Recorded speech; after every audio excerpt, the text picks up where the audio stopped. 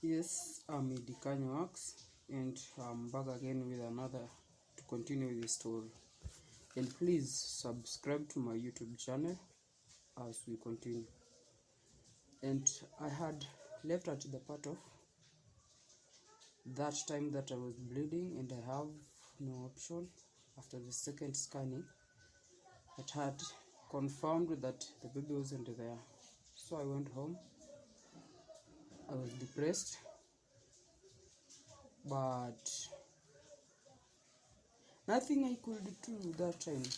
I was just alone in the house, so I couldn't. Instead, I was just in a curious situation, and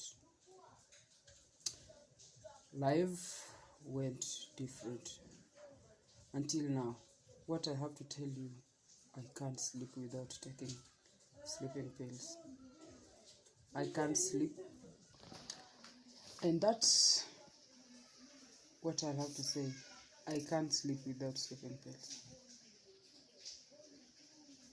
It's not easy. We went to Mombasa at that time. What I expected to find there, I did not. I did not find that thing because I just knew I'm going there. I'm going to relax. I'm not going to have any pressure.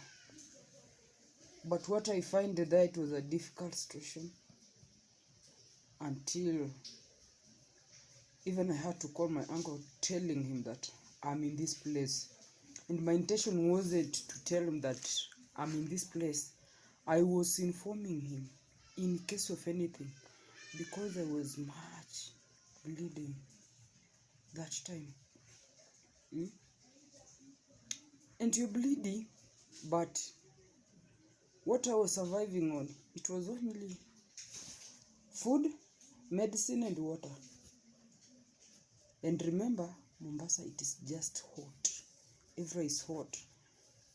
The reception was the place that fan were working and in the room, but the rest of outside, it wasn't like that.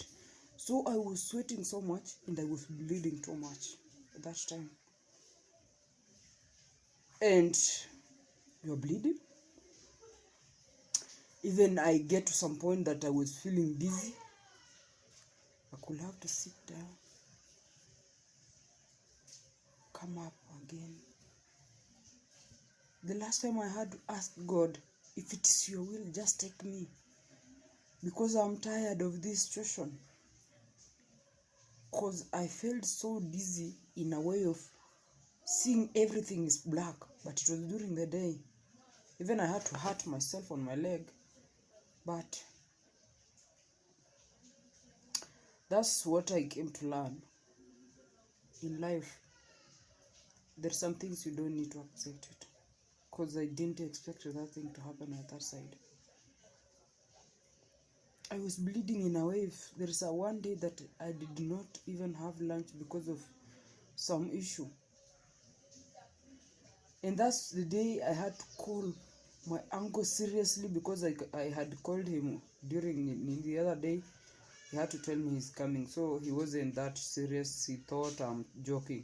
So the following day I had to call him. I talked to my uncle 1 hour, just talking to him,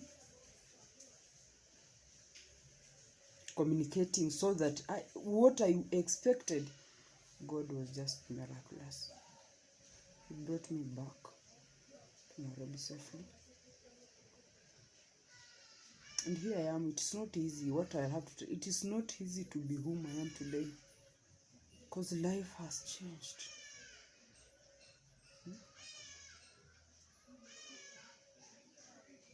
You're trying to imagine that day that I had to hurt myself. I was bleeding and I went to sit somewhere. So the blood was too much. Even I had to miss where I was sitting. All my clothes were dirty. I had to go back in the room to change. In the process of going to the room to change, I left my phone on the table. because that place you need to shower before you just my mind was just telling me, and that was thing that I was doing. You need to shower and change. You don't change like that because you're sweating, so you feel like everywhere is messy. So I had to shower and go back. I went back. I find some missed call. There were 3 missed call on my phone.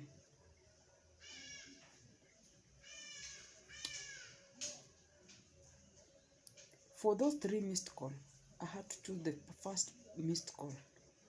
I called back,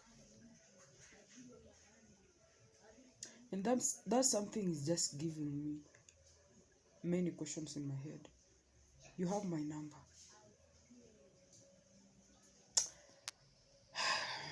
Let me continue the story.